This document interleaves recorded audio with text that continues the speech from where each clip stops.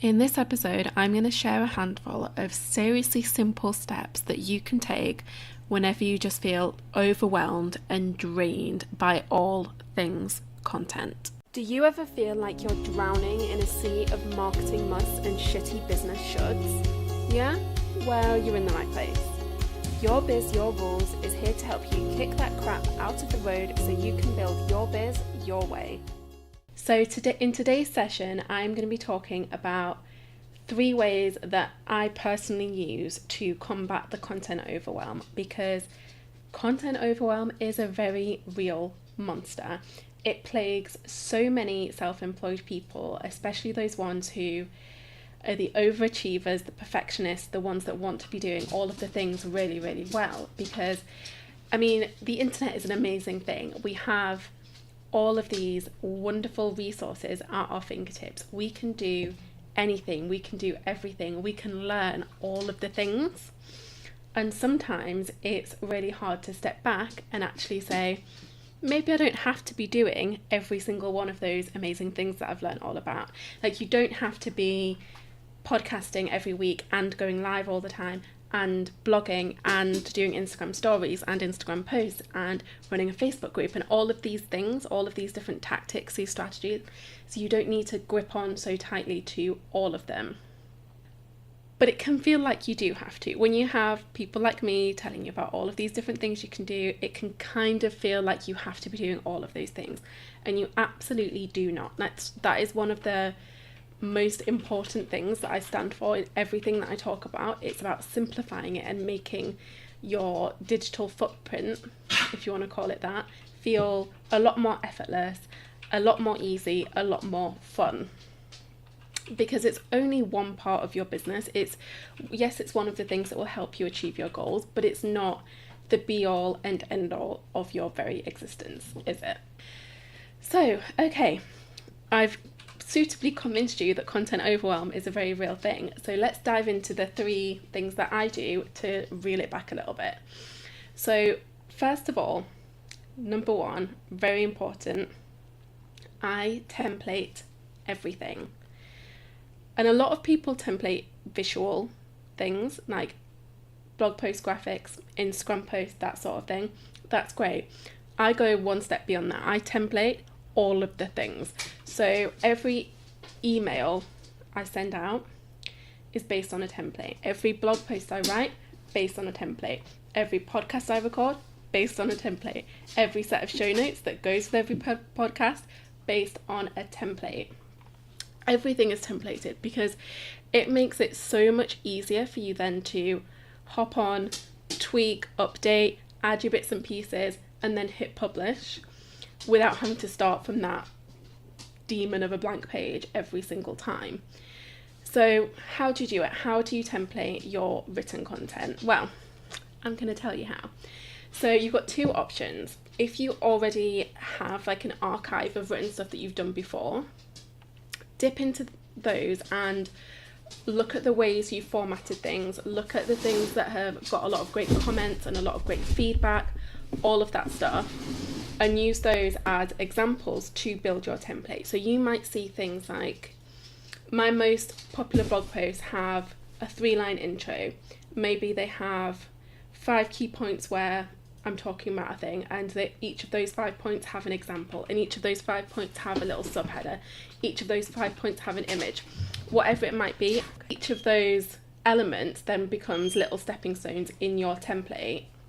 And all you want to do is create an outline, create a framework that you can use yourself for your own reference when it comes down to sitting down and creating content. If you are starting kind of from scratch, or you've never got great traction with your own content, then I would encourage you to look beyond. Look at the influencers that you follow. What content really grabs your attention? What works really well for you? What inspires you? What keeps you engaged? Look at what those people are doing and then go through a similar sort of process. So look at, again, the key sort of stepping stones, the key elements of each of those pieces of content, and just note down what that looks like in totality, so the outline of that. And then once you have that template, you can just rinse, repeat, and use it every single time you need to create something new. And these are things that you can update, they're things that you can tweak, you can have multiple templates, but just start simple. Start with one thing that just makes it easier for you to show up and put something together consistently. If you want to have a little look at some of the templates that I've created for my own content, then feel free to head over to darapaddy.com/templates. You don't need to opt into anything, you don't need to sign up to my mailing list, you'll just be taken to a Google Doc where you can see some of the templates that I've used previously. And in fact, the template for my show notes for my weekly podcast, it's in there. And you'll probably recognise it if you follow the show. So tip number 1 for reducing content overwhelm, template everything. Now I'm going to sip some tea, because I am rambling, and that is thirsty work. So tip number 2 for dialing back that overwhelm, block out. Okay, so tip number 2 for reducing that content overwhelm is to block out your time to actually create it, because it's so easy to add all of these extra things to your to-do list but not actually have the time to do the thing. So what I do every single Sunday, and I encourage you to do the same, is I open up my Google Calendar, I think about what I want to get done, what I want to get published, and I block out those chunks of time to actually do the things. And to get even more organised about the whole thing is I think specifically about which parts of the content creation process I'm going to do in each of those blocks of time. Having the templates really helps speed those things up. And then having things like automation set up for sharing your stuff and syndicating it out further, getting it across all the social media platforms, that's really handy. So what I would do, for example, in a week where I'm going to be focusing on creating lots of content, is I'm going to look at all of the different tasks that go into creating a piece of content. So let's say it's my blog post. So in that time, I need to plan what I'm going to write. I need to maybe do some research, outline my blog post, write the thing, create the images, like edit and add all of the SEO bits to the Yoast plugin that I use, and then schedule things like Instagram posts to go out and promote it, and schedule an email to go out to promote it.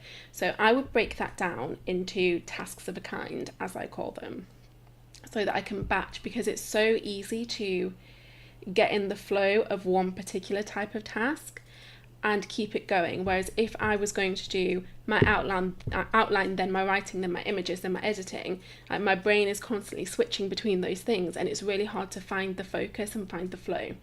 Whereas if I decided, right, on Monday at 9 o'clock, I'm going to have an hour to outline my next 4 blog posts, it's so easy to just sit down and get into it and do those outlines all in one go. And then the same, so maybe I say Tuesday, I've got 2 hours in the afternoon, I'm going to sit down and I'm going to draft my blog posts. Great, you can do them.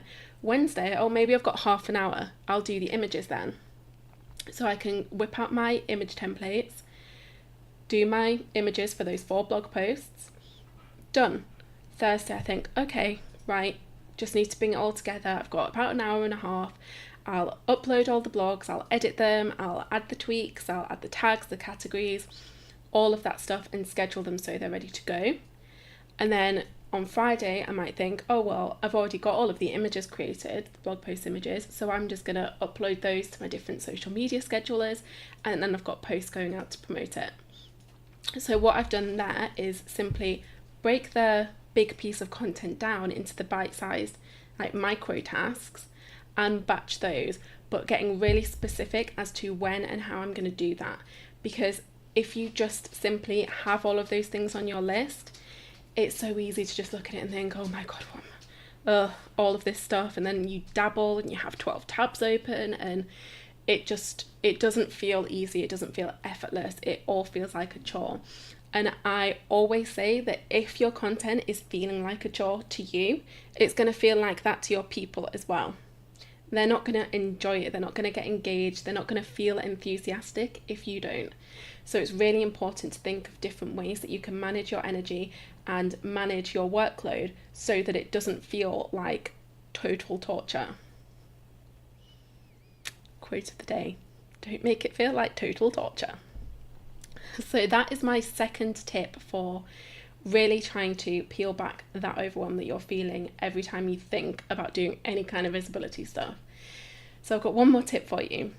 And this one people usually love because it's like I'm giving them permission to not do much of anything, is to pick one thing, like one piece of content that's sacred, that you commit to doing, come rain or shine, no matter if your house falls down around you and the internet implodes and the dogs go wild, like it doesn't matter what's happening around you, that is one thing that you're going to commit to getting done each week.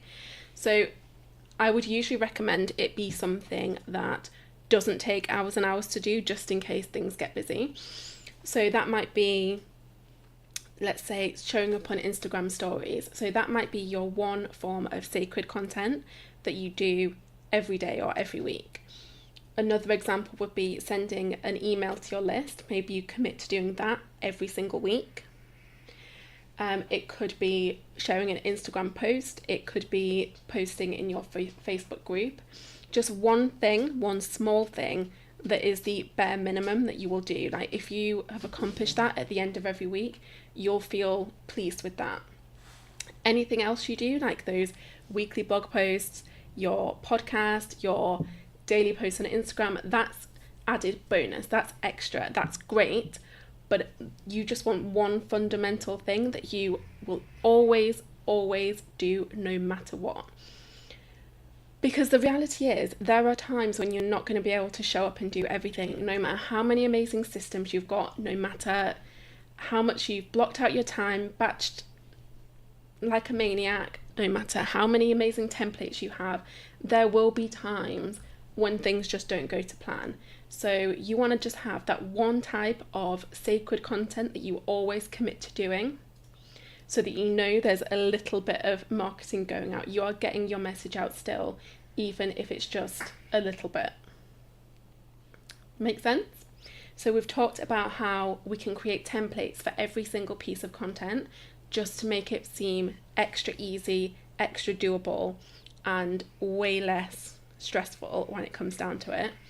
We've talked about blocking out time in our calendar and batching different tasks so that it feels easy, it doesn't feel like a big chore, and it feels a lot easier to get in flow and just to get in the rhythm of creating your stuff and batching it out so you can schedule ahead of time and feel like you're really on it.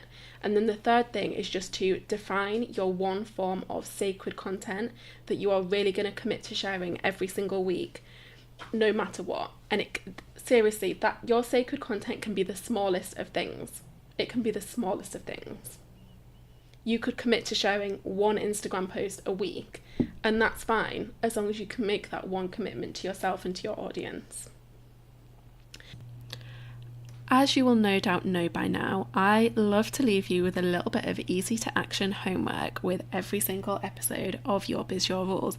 This week is definitely no different, so here you go.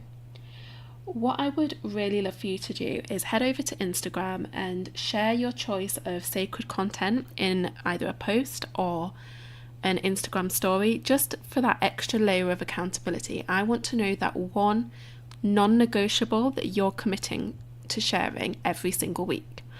Don't forget to tag me at Dara Charlotte and Your Biz, Your Rules, just so that I can come along, give you some support, and of course enter you into the prize draw for this month's free coaching session. And that's it. That's all I want you to do. Declare your sacred content and do it publicly. Thank you so much for listening. I genuinely hope that you enjoyed listening to this episode as much as I enjoyed creating it, because seriously, I love this stuff. Now, if you'd like to take it a little bit further, if you'd like to learn more from me, just have a bit of a chat, or share your thoughts on this show, then please do come find me on Instagram. My handle is @Dara Charlotte. I'll see you there.